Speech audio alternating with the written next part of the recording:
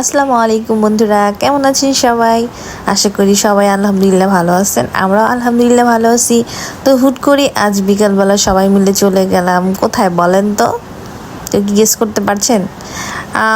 অনেকদিন যাবতীয় বিকেলে বের হওয়া হয় না। তো আজ মলি মানে আমার ছোট বোন, তারপরে ভাইয়ের বউ আর সাইম আমি চলে গেলাম আমরা ফরেস্ট টিউশনে। এখানে আমরা প্রায়ই যাই, লাস্টবার যাওয়া হয়েছিল রোজার ঈদের পরে।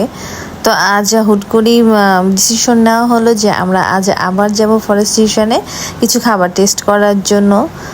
তো সেই চলে গেলাম আমরা সবাই মিলে এখানে। আর যাওয়ার পর দেখলাম খুবই নিরিবিলি আছে রেস্টুরেন্টটা, সবসময় গেলে অনেক ভিড় থাকে। আমাদের সাথে আমাদের ছোট্ট আফসারাও আছে। তারপর খাবার অর্ডার করে দিলাম, অর্ডার করার পর খাবারও চলে আসছে। আমরা আজ মিক্স চাউমিনটা নিয়েছিলাম, ওনাদের মিক্স চাউমিনটা অনেক ভালো লাগলো। আর তারপর তো কোল্ড ড্রিঙ্কস ছাড়া আমাদের চলেই না, তাই কোল্ড ড্রিঙ্কসও নিয়ে নিলাম। কোল্ড ড্রিঙ্কসটা খুবই মজা লাগলো, গরমে ঠান্ডা ঠান্ডা।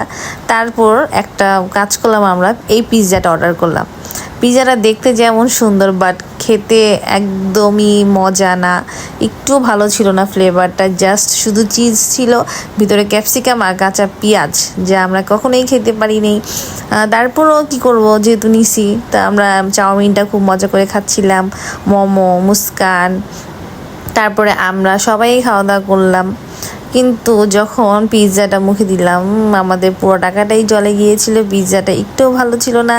ভেবেছিলাম যে খুবই মজাদার হবে, বাট কিছু করার নেই, যেহেতু অর্ডার করেই ফেলছি, খেতে তো হবেই।